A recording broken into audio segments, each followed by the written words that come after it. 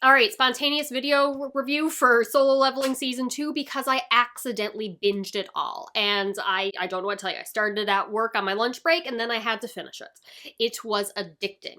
I was pretty mid with the season 1. I mean, the lack of character development, the kind of simple plot. I actually wasn't even that blown away with the animation style until the very end. The last couple episodes really hooked me. So I'm like, all right, I had a okay time with what season 1 was, and I got invested by the end. Let's give season 2 a try, because I want to try continuing series that I start and not just watch the first season and then forget about it. I got other ones I gotta catch up on. But, yeah, no, season 2, yeah, hard to stop because it's just hype from the very first episode to the very last. In terms of, like, emotional weight to the series, what is driving the characters and the story and progressing the plot and developing this world and its characters, not so much. If you want that, probably go watch Frieren. But the plot is there to force the character into a fight to level up, and he just gets really cool and collecting lots of boss monsters and using them against other enemies while everyone just stares around and in shock at how amazing this character is. And that's kind of the series. Jinwoo shows up, he gets stronger, he kills people, the guys are just like, ah, and the girls are all in love with him. That is the story. You go in for that and it's a fun time. I will say though, like, a lot of people are praising the animation, and it is really good, but there are moments that take me out of it. Like, it feels like a video game cutscene. I don't know if that's the intended thing, because this is basically a video game plot, just clear the dungeon. But yeah, it always took me out when it happened, but then Jinwoo would do something really cool, and I'd be right back in. It didn't take me out for very long before he did something cool. I also don't want to say that there is no emotional weight to this, because clearly Jinwoo wants to get this elixir of life to save his mother as she's in a coma, eternal sleep kind of thing. There are moments where the leader of like a clearing party take responsibility for those under his command and is trying to make good decisions and not take on necessary risks, even though his own personal desires to drive this group forward to clear the dungeon. It would be good for him if they move forward, but dangerous, so does he go turn back? My sweet darling boy, the D-Rick hunter, whose name I don't even know, is a ray of sunshine, and he's not in this series or this season enough. I need more of him, because adorable boy. And there is definitely a focus on the hunter's responsibility, the need they feel to protect others, and especially those who are defenseless. They have to make this sacrifice to protect the world as a whole. So that is a focus for all of, what, 2.5 episodes this season? The rest is just really cool fights. End of the day, for me, probably like a 8 or 9 out of 10. Entertaining as hell, just not what I value when it comes to storytelling and character work. Now I need to go into spoilers because I'm upset about one thing and I need to talk about it with someone and someone tell me if I'm crazy. So, point of this thing was to make the elixir of life to save his mother. Am I the only one who is disappointed in or thought that the game would be lying to us?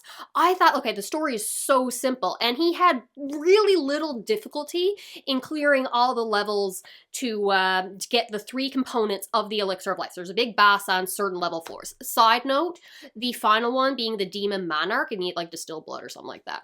And I spent a majority of time thinking, oh, demon monarch. I'm thinking monarch butterfly. I thought he was going to have to fight a butterfly, not like a monarch of a kingdom. That's my bad. I turned my brain off a little too much.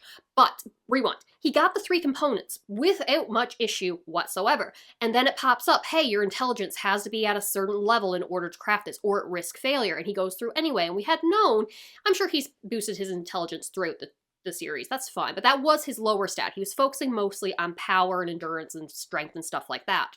And then it crafts without issue. So he takes it to his mother and gives it to her, to which I'm like, okay, this is the moment. This is when the betrayal is going to happen, because we've had glitches throughout the system where something interferes when someone is telling Jinwoo something, like they're interacting with a demon or a monster, and they say something and it's giving too much information, so they glitch and kind of rewinds to that sentence and leaves that part out or continues on. So I'm like, the system is hiding something from Jinwoo as the character. So really, he didn't actually craft the elixir of life. He's going to give it to his mother, her eyes eyes are going to open, be all dark and black. She's going to convulse or something and scream, and we're going to be like, what? And then we're going to see the Elixir of Life screen with its crafting page, and it's going to change and be something else. What that something else was, I don't know, but he didn't actually craft the Elixir of Life.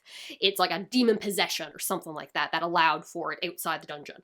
I'm waiting for that. I'm waiting for the betrayal. And then she just wakes up. And I'm like, that was so easy. What? I'm bored! Why? But then we get cool action fight scenes with demon ants. And I'm like, okay, I'm back in. Yeah, quite honestly, very, very disappointed with that Elixir of Life side plot thing.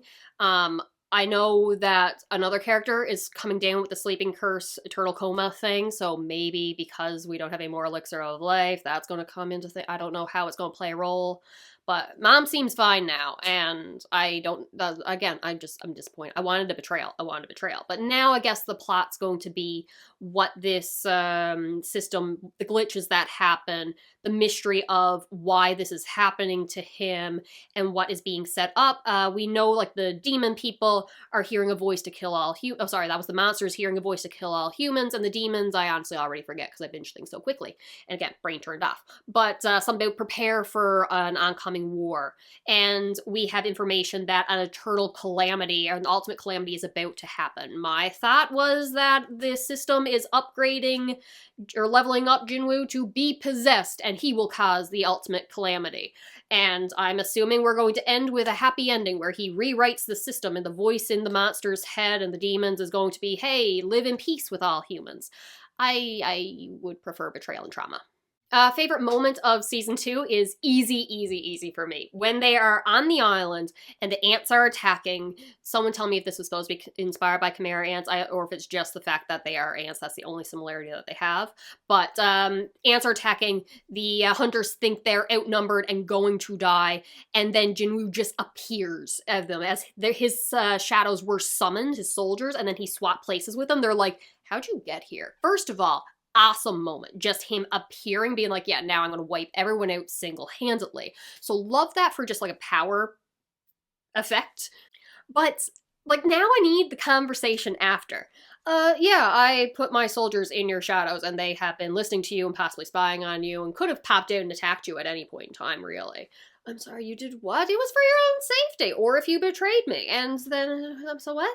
And speaking of, like, just, like, conversations that need to happen in the future, because how are they going to feel about shadows being in them? They all seem to love Jinwoo in terms of, God, this man's so awesome and I respect him so much, so I don't think they're going to think he betrayed them. But what about in that snowy place where he killed the hunter that was going after him? He had every right to kill him. That's fine. He tried to kill him first, but then he raised him as a soldier and's been using him ever since. Is that ever going to come up? Like, what I love in stories is characters facing the consequences of their actions. So Jinwoo's already going to be accused of killing the guy from season 1, and now someone else died on a mission with him and he raised his spirit to fight for him. I want to know, are they going to, like, bring that up on trial? Something? I need a consequence to his actions, and I feel that's a good way to do it, but at the same time, they didn't seem to have issue with the idea of him raising the spellcaster healer guy, using his powers temporarily, and the only reason he released him was, well, he would have released him anyway, but the other guy asked him, hey, that he was my best friend, he died, he would appreciate you using his power one more time, but he didn't want to be an eternal soldier. Let him rest in peace. So, also beautiful moment. So I don't think they're going to have a problem with him resurrecting the hunter to fight for him, but is anyone going to accuse him of flat out murdering him? I need consequences to his actions. That's all I want. But I had such a fun time with season 2. The music, the soundtrack, the voice acting, the action of it was really, really good. And I'm genuinely very surprised with how much I love this. All right, that's all I got. Talk to you later.